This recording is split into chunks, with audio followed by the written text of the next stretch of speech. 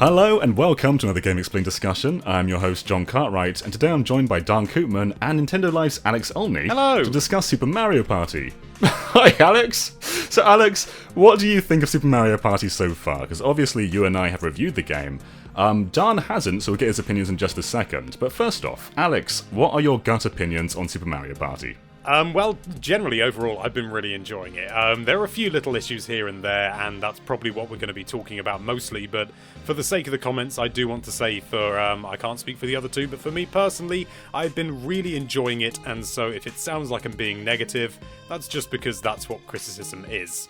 I've already talked about the good stuff. Today, we're looking at some of the more critical side of things, but that doesn't mean that it is not a brilliant game and one that you should enjoy and potentially purchase. Perfectly put.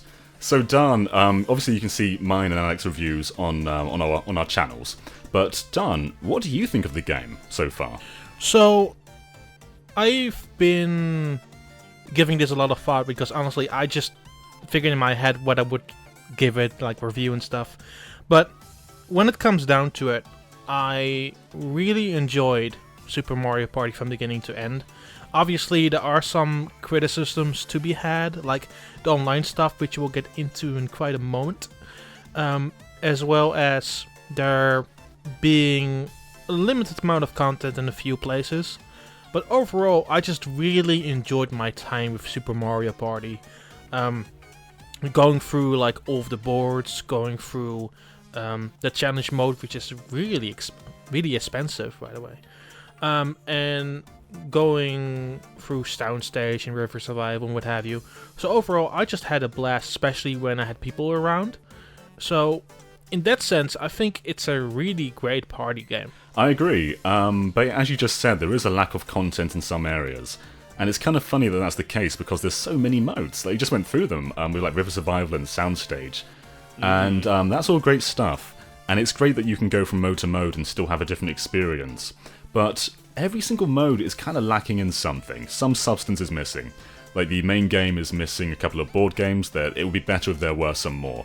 Like, previous Mario Parties had up to like 6, and I think some may have had more than that. The first one had 8. Right, yeah, so this is half of the first one. And then River Survival only has like 10 to 15 minigames, so you start seeing the same ones over and over after a while. And Soundstage equally is quite shallow too. I mean, I love it, it's great fun, but there just isn't that much to it. So that's my biggest problem, is you kind of see it all after a while. But the base Mario Party game has so many variants, so much can go differently, and that's what keeps it interesting. But I do find some of the other modes kinda show you everything they have to see after a little while. Yeah, I'm inclined to agree. Soundstage especially. I mean, I honestly, Soundstage is some of the most fun I've had with it, certainly as a sort of a solo individual when doing it for review purposes. But I really feel that the only reason Soundstage exists is because they weren't confident enough to put the rhythm minigames into the main modes, when really they should be in there. They should be in with the other minigames that you get in the board game, in the Mario Party and Partner Party, and even in the River Survival. I keep calling it River Rapids in my head. Even in the River Survival mode, you know, there's so much scope for these rhythm-based minigames, and they're some of my favourites on the entire game, because it's really satisfying. There is a genuine sort of level of skill involved, and it's and the movements are generally fairly simple, but they're still fun. Yeah, honestly, I do feel that they're better suited to be played after one another, so I think the setup for Soundstage makes a whole lot of sense. Yeah, I do agree with that. I kind of think that they have a place in all of them, though. Like, if you had some of these mini-games, they probably would work in the core Mario Party. But Dan has a good point. I mean, they are kind of compiled one after the other, and Soundstage in itself always has like a beat in the background, so it kind of makes sense to go from one game to the other while keeping that same rhythm intact. Yeah. But I do agree with you, Alex, and I think it would be good if a lot of these mini-games were playable in all of the modes. Especially River Survival, because there's a few of those mini-games that go on for quite a while. Like that one where you're matching cards up, that one takes a little while, and obviously you get to see it again and again as you play that mode. I think the main reason why River Survival has got its own unique mini-games is because it's entirely cooperative, and there are no fully, cooperative gameplay, mini games, sorry, in Mario, in the standard, of the standard selection of mini games, if you like. There are no fully cooperative ones, and so they had to create brand new ones. Because, I mean, you could do competitive style ones, but that's not the point of River Survival. It's all about, going down, being a team, and high-fiving with oars in a method that is entirely unpractical. I mean, impractical. I ruined that entirely. my fiance just would not high-five me for some reason when we played River Survival. She just refused to do it. And then when she eventually did do it, she wouldn't do the motion. She only pressed the A button. So even when she wanted to high five me, she did a lazy alternative version, which is just diabolical. I had a friend like that, and he just pressed the screenshot button every time he did it as well. So I've got a lot of screenshots. Yeah, overall though, with River Survival, I think once again, just like Soundstage, having different pool of minigames makes sense. I just don't think they would fit in Partner or Mario Party. It's interesting because I do feel that in both cases they could have done even more with them. At the same time, I'm also kind of happy with what they did. Because you can make with River Survival the point that even though you're going quickly through it right now for the gems, you should be playing it over a longer period of time and try to do 1 or 2 runs at the go and then continue another time. Which, in that sense, it doesn't really matter that the minigames are such repeats. With Soundstage, it's a bit different because there are only like 3 stages in there, and I wish there were more. If I were developing this game, if I was in charge of the management, I probably would have said, let's just cut one of these modes and put more effort into the core Mario Party game. Because as a player, I kind of feel like I've had my due with River Survival. I've played through it, I've got the gem, I've played it through it with other friends, and it's just getting a bit repetitive now. And while it is fun a few times, I would rather have more substance in a game that has more replayability, like the core Mario Party mode. The thing is, I enjoyed River Survival a whole lot more when I came to hard mode. Hard mode is like, that's a game changer because some of the routes in there are brutal. And that's actually a good point, Dan, is there is actually a hard mode to quite a few of these games, and one of them is Challenge Road, which is basically the single-player portion of the game, where you go through this like New Super Mario Bros. Kind of hub world, and you basically just do challenges based on the mini-games. So some of them are just completing the mini-games, some of them you have to get a higher score, and some of them you have to survive for a while. And I actually really enjoyed this. Challenge Road is like the best thing like they could have done from a single player perspective, because like the previous Mario parties had like a mode where you played through all the boards through CPU components. Like you have in Mario Party 4 and 5 you had the story mode, and you had in 6 and 7 you had the solo boards, but those weren't always the greatest way to play Mario Party. Challenge Road feels built to be played with a single player in mind, and that makes it so brilliant because you have minigames like Cruising is a Bruising where you have to survive for 40 seconds, or in the mastered version, which you unlock after completing the normal challenge round completely, 50 seconds, which it's quite a big of a challenge. Alex, did you play through Challenge Road as well? I'm afraid I did, and I hold a totally contrary opinion. I think Challenge Road is probably the weakest area of Super Mario Party, and I think the idea of having these challenge versions of the minigames as a single-player experience is a very good idea. However, the execution is unbelievably lifeless. Most of the challenges are just complete the minigame, so it's no different to just playing it in the free play mode, and I think it's a really big missed opportunity. Having some sort of single player stuff for Super Mario Party or just any Mario Party game is a brilliant idea, and Challenge Road has some legs to it, but the way they've done it, it is just the epitome of tedium for me. There is occasionally they do something that's really interesting, like the one that I always remember is I can't remember the name of the minigame, but you have to roll on top of a barrel. You're on a barrel, and you got to roll towards the end, and there's grass. Barreling along is called the minigame. Oh, yeah. And you got to roll to the end, and there's hazards in the way, and boost pads and stuff like that. And incidentally, I think maybe some of that should have been randomized, because it's the same every time. But still, as a minigame, it's absolutely fine. It's fun, it's enjoyable. And that one had, you've got to get to the end and win without touching the water, which is not an easy thing to do, and that's really interesting. It's taking the elements of it that you would normally just sort of an element that you would ignore, and it's just part of the game, and telling you, no, you can't do that anymore, or you will, well, not die, but not win. And once you finish all of Challenge Road, you unlock the master versions of those challenges too. And that one in particular is so hard, because in that one you can't touch the boost pads. Yeah. So, and all the AI can, so they can still use the boost pads.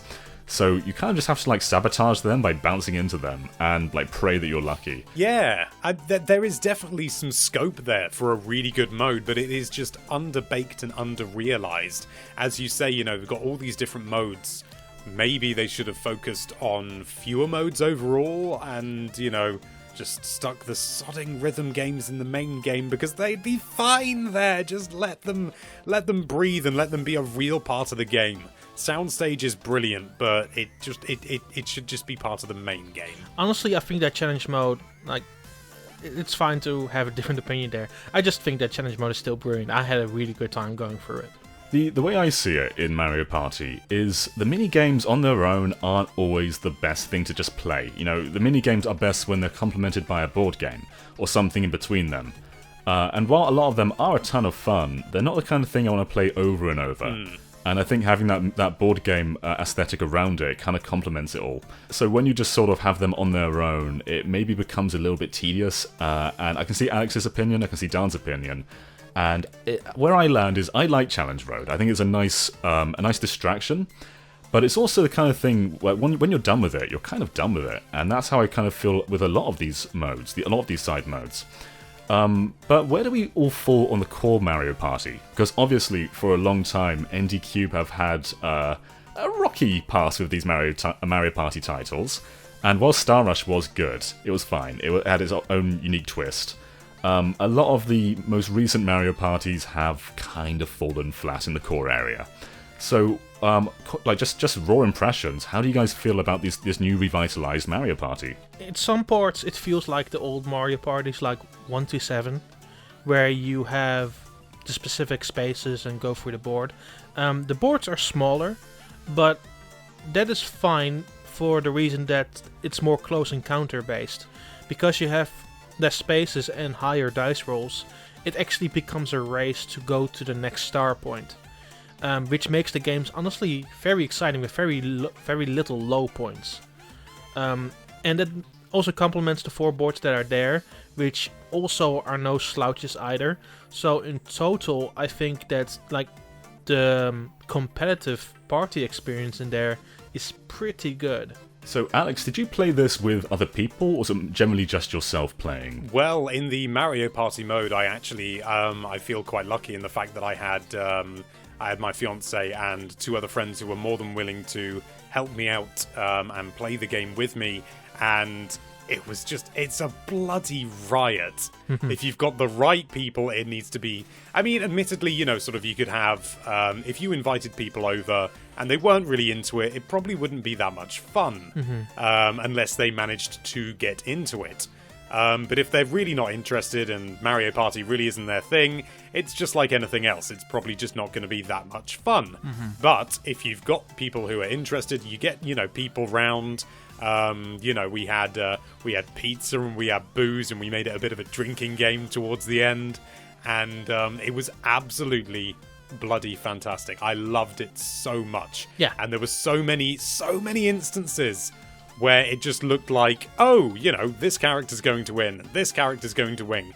And then all of a sudden, Monty Mole, which wasn't me, by the way, waltzes in, gets a star, and has such a high roll, manages to get to the star again. So not even like buying a double star. Bought 1 star, moved, bought another star, and ended up winning the game. I had a live stream the other day where something very similar happened. I think it was Waluigi, who was on like 0 stars, and it was like he was never going to win. He was losing all the mini games. There was no chance in hell he would win. And then all of a sudden, he managed to roll a really high dice, and he got to Toadette. He got the star, that's fine. And then Toadette moves, and she goes like literally right next to him again. And all of a sudden, Waluigi is back in play. And what Alex just described is Mario Party at its best, when you just have friends together, when you're just having fun. drinking and doing whatever you want to do to sort of make it your own experience, and just having all this crazy stuff happen. And Super Mario Party kind of enables that, because you have the new ally spaces as well, which really mix things up. So when you land on an ally space, you can then recruit somebody who's not in play to join you on your team, and then you can then you can have their dice, because there's multiple dice. There's the standard 0 to 6, then there's another character dice, which can be very different. So I think actually Bowser's dice has up to 10, so that's very risky, but I think his minimum is -2 coins.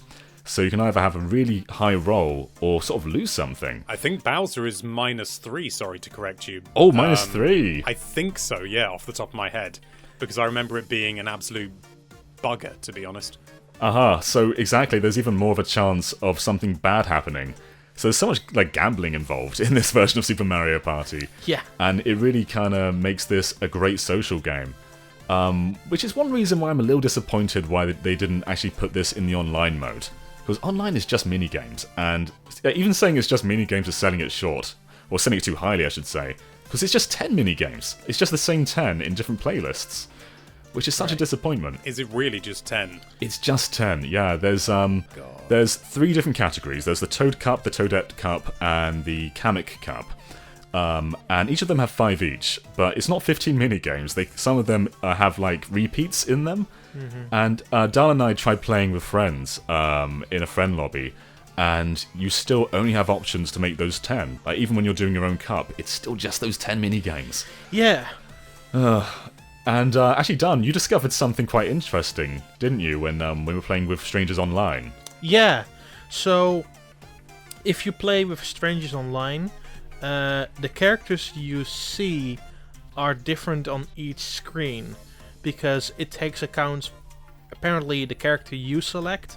It then selects 3 other characters at random. So the characters you see on screen might not be the ones that another person sees on screen. Yeah, and Alex had quite a solid theory on that. Well, I mean, it's a strange decision to begin with, but there is some logic behind it. And I think it's because it doesn't want to prevent you from choosing any character that you want. For example, if you choose the best character, Monty Mole, and you go online and everyone else is obviously wanting to play as Monty Mole, because who would want to play as anyone else? You're going to be thrust into a situation where there are 4 Monty Moles, and that is confusing, and it sort of goes against the aesthetic that Mario Party has. And so I think it's basically just to allow you to be able to have your character regardless, and not sort of switch it up or have a palette swap or anything like that. And so it just prevents duplicates, I think. I want 4 Monty Moles, though. I want 4 Monty Moles playing that whack-a-mole game. All sweating, all wide eyes. I also noticed he looks away whenever he whacks the hammer. Oh, it's so which cute. is it's so adorable cute in its own right.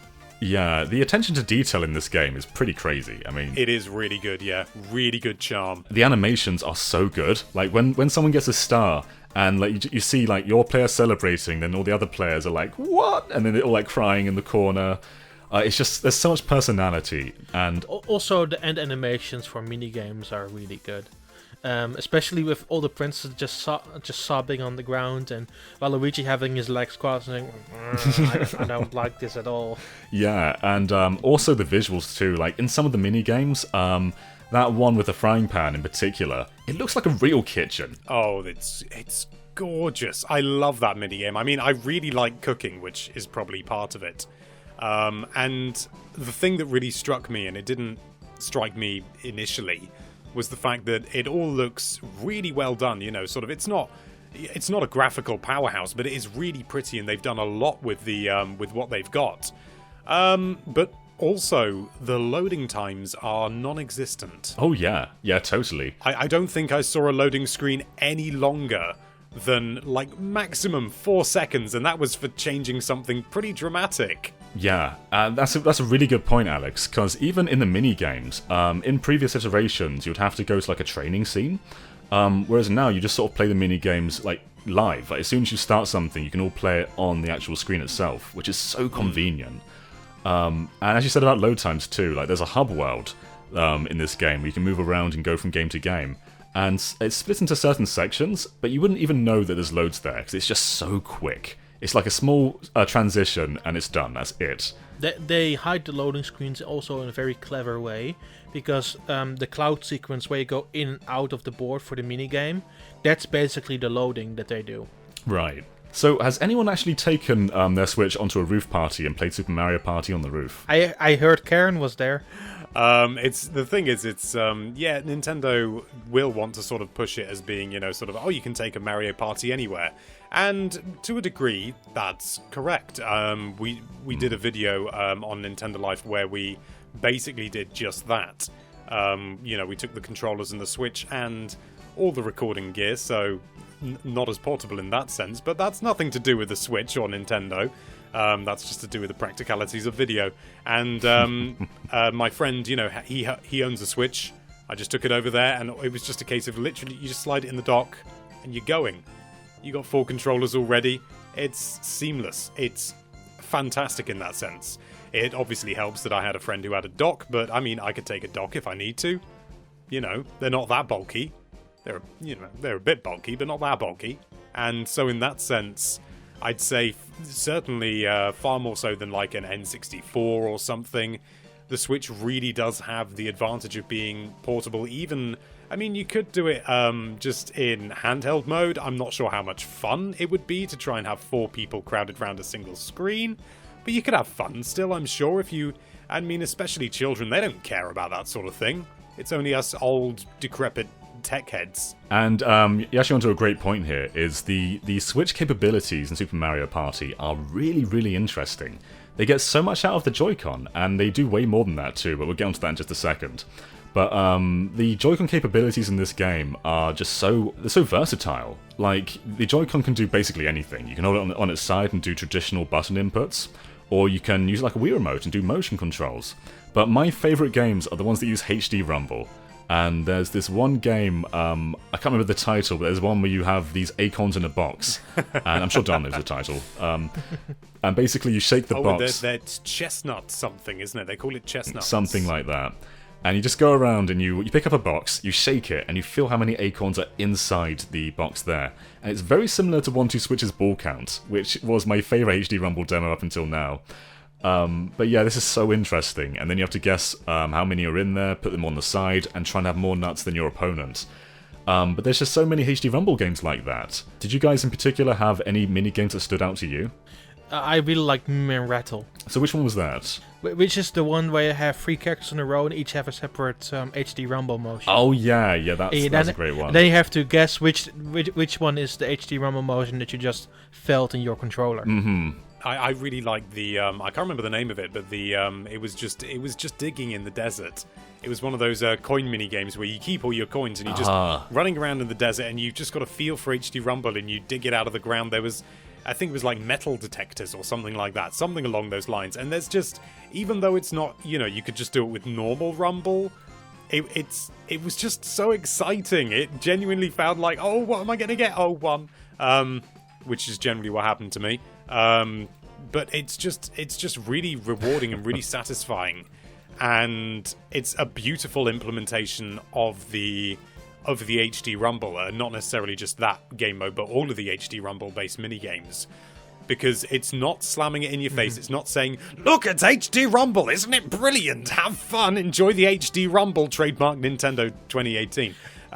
It's there, and it's part of the game, and it's enjoyable, and it makes the game. It gives an entirely new dimension to how you can play a mini game and how you can create a mini game. And it's not something that can be easily repeated on other systems, with the exception of my favorite, clearly. And I just think it is it's a real joy, and it's, as I say, it's not slapping it in your face. It's not saying, "Look at this brilliant HD Rumble," like I think a lot of Wii games could be accused of, using motion controls for motion control's sake. Yeah. In this instance, all the HD Rumble mini games, it feels like it's an integral part, and it needs to be there in order to make the mini game work properly. Yeah, absolutely. For completion's sake, that nut game was called Nutcases, I believe. Thank you, Dan. Thank you very much. which is the most fun name I've ever heard. I think that the metal detecting was a really boring name. Oh no, I think Isthmus be the way.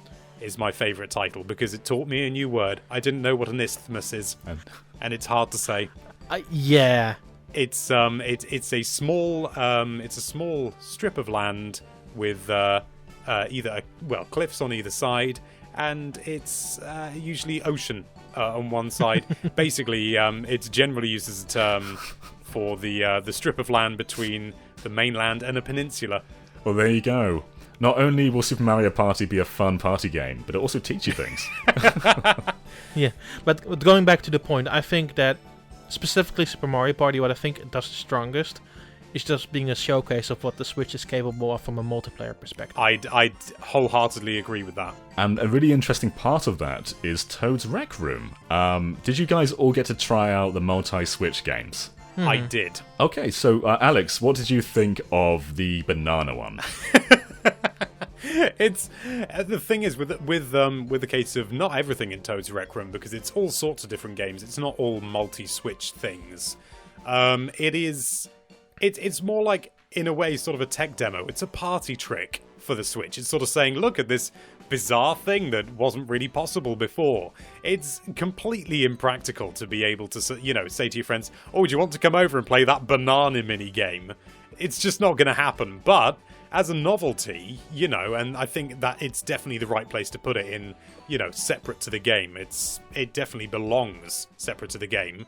And yeah, it's good fun. It's a bit like Nintendo Labo in my eyes, where it's great fun, brilliant idea, well executed, probably never going to play it. Yeah, and it is kind of tricky to play too. It has that kind of four-sword adventure approach, where you need to have not only multiple systems, but multiple copies of the game as well. Yeah. But it is if you can do it, it is a ton of fun. And I loved playing that tank mini game, where you basically had to put two switches. You can play this on one Switch too, but you basically have to have two switches together, and you can sort of make your own layouts, which is so interesting. And you can do it any way you want. You can rotate the switches around and draw a line in between them, and it just has like limitless potential. And it is just kind of like it's basically combat for the Atari 2600, where you just shoot people. But it could be way more complex than that, depending on what you build. Shell Shock Deluxe is like one of the best things in the entirety of that game. Especially if you're the one choosing the layout and put it in a very dickish way. So I just put the layout there, and I made it so that they have to go around the corner, and every time they go around the corner, I just shoot them down. But that's why there's the ricochet mechanic. You see, because when I was able to play this at an official Nintendo event, courtesy of Nintendo UK, thank you very much. TM. I was playing with a nameless representative, James Bowden. Very nameless. And he, sort of tried to do something similar, and with the ricochet technique, I managed to show him who's boss, and that was a good moment to show a Nintendo rep. Take that, James. Who's the real player. With my Nintendo representative, TM, it didn't go a very different direction because I had to beat him with 12-3. But yeah, Toad's Rec Room is really interesting though, because there's so many different games in there, and only two of them only one of them requires multiple switches, because the banana game, I believe, is the only one. Mm-hmm. The tanks one you can play on your own, and then there's a few others. There's one where you match up different blocks of Mario's trying to make a complete Mario sprite. But yeah, as you guys said, it's more like a distraction. It's more something that shows off the tech side of Mario Party. And I think Alex was onto something when he was saying how it doesn't, in the core game, it doesn't just throw gimmicks into your face. And Toad's Rec Room is like the corner where it does. It's the corner where it just throws everything at you. And I appreciate that. I like how it just sort of kept that to the side. And it is fun when you have the time to do it. It is interesting in a way because it used to be one of the main staples of IndieCube's Wii Party games, where they would throw a bunch of ideas to a wall and see what sticks. But those ideas, I felt, were a bit smaller in Toad's Rec Room, but at the same time they were still the same. It still had the same impact. Alright, so from what I've seen from a lot of comments and people discussing this game on forums, is what they kind of want is more content. I've seen that people want more than 20 turns, they want to have 50 turns, like the previous games did. You're monsters. Yeah, I mean, I understand having that feature doesn't hurt anyone. It's an easy feature to put in. It doesn't. It hurts my soul.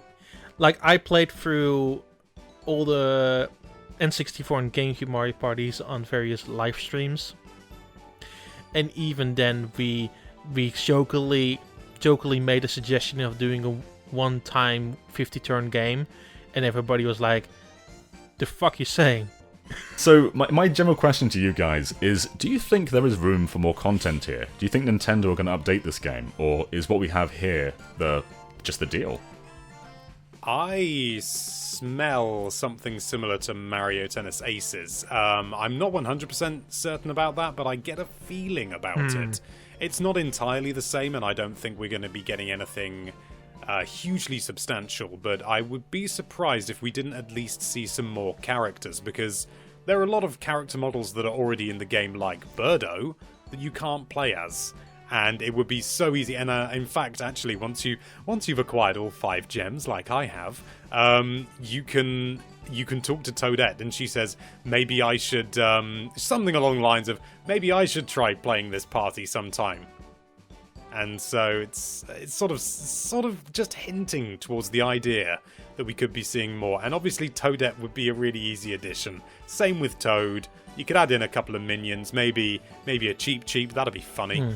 It will be the first Mario Party also with extra content after the fact, because even Anycube or Hudson before, never in general did they add anything to it after the fact. I would love if Toadette did join the fray, and they replaced the person who gives the star away with Kamek? I guess Kamek, yeah, but then who replaces Kamek?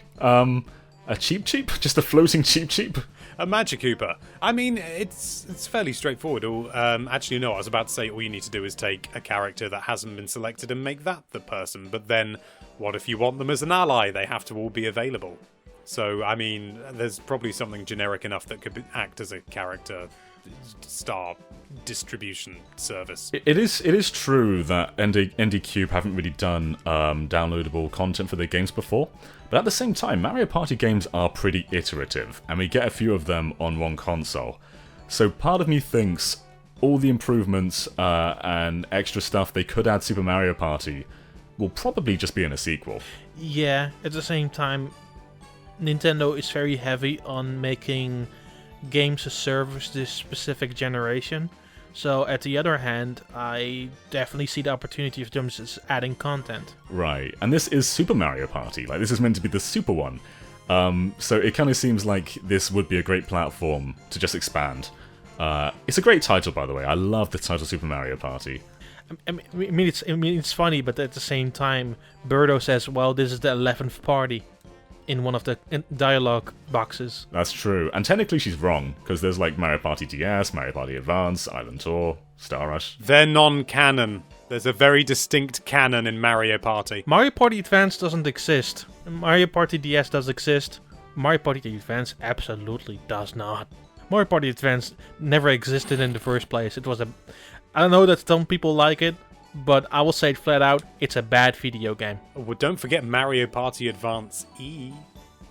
You guys can't see Dan right now, but he has a very disappointed look on his face at the moment. I don't think Dan and Alex are going to talk to each other anymore. It was a terrible version of a terrible game that required the use of the e-reader. Alright, so I guess we've kind of put all our points out there. After this discussion, how do you guys feel about Super Mario Party? Is it still as great as you thought it was in your reviews, or are there some areas that you think maybe should be improved? Well, I think with any game, there are always areas that need to be improved. I'm sounding like a politician now. No, I still really enjoy the game. It hasn't changed my opinion of it at all. I still think it is a very good game. We gave it an 8 out of 10 because we still use numbers. And I stand by that wholeheartedly. It hasn't changed my view at all. I think it's fantastic. There are things that I would change personally, and some design decisions that I feel are a little bit odd, but I still think overall it is a very solid return to form for the series, and all in all, I'm chuffed as pie. As pie. Dan, you didn't review the game, but review it now. Give it a score. Okay. Which review system should I use? Use both. Use a GameXplain review system and a Nintendo Life one. It's official on both parts. Okay. It's almost like your own system is just a grade out of 4. We're not going to talk about that, Alex. If it was the GameXplain review system, I would give it I liked it a lot. Maybe if I felt really strongly, I loved it, but I don't think I would go that far. Mm-hmm. Normal score-wise, it would be an 8 or an 8.5. Okay. I think it's one of the finest Mario Party games I played because people like to put them all on a pedestal, but there were moments or elements in the other Mario Parties that even then weren't too great. And I feel that overall, even though there is stuff lacking in some areas, the overall package in itself is a really strong one. The boards remind me a lot of some of the elements from Mario Party 7, where you still have items, but they're mostly taken to the backdrop. You still have boards, but they more are circular. So you had in Mario Party 7, you have a board like a Pencoda Peak, and another one which was a one road ahead, and then you had another one called what does it remind me of? Neon Heights, where you traveled from star to star, and that reminds me of how the star system works in this one. So I really enjoyed it back then, and I played it a couple months back and still really enjoy Mario Party 7. So it kind of reminds me of that in a couple of ways. But then you have the other stuff like Soundstage, which is a huge improvement from what they did on 3DS with their rhythm game, because that one wasn't too great. And then you have Challenge Mode and the Party Mode and the Partner Mode and River Survival. So overall, I just think it's a really good package for like a night with fun with friends. Yeah, that was really well put, Dan. And, you know, I agree. I mean, obviously I want more content in there. But at the same time, everything that is there is really good. I mean, I want more boards, but I love every single board in there. So yeah, while there are improvements to be made, what they've done, they've built such a great foundation, not just for this game, but maybe for the future Mario Parties to follow. And it's like they have listened, they've gone back and they've done what needs to be done to make Mario Party great again. So yeah, I am really pleased with this, and I'm great to hear that you guys are too. And you know what, it's a great time for Mario spin-offs. Aces is the best tennis game in so long. Super Mario Party is the best Mario Party game in a long time. And maybe it's time for Paper Mario to finally make its gracious return to form.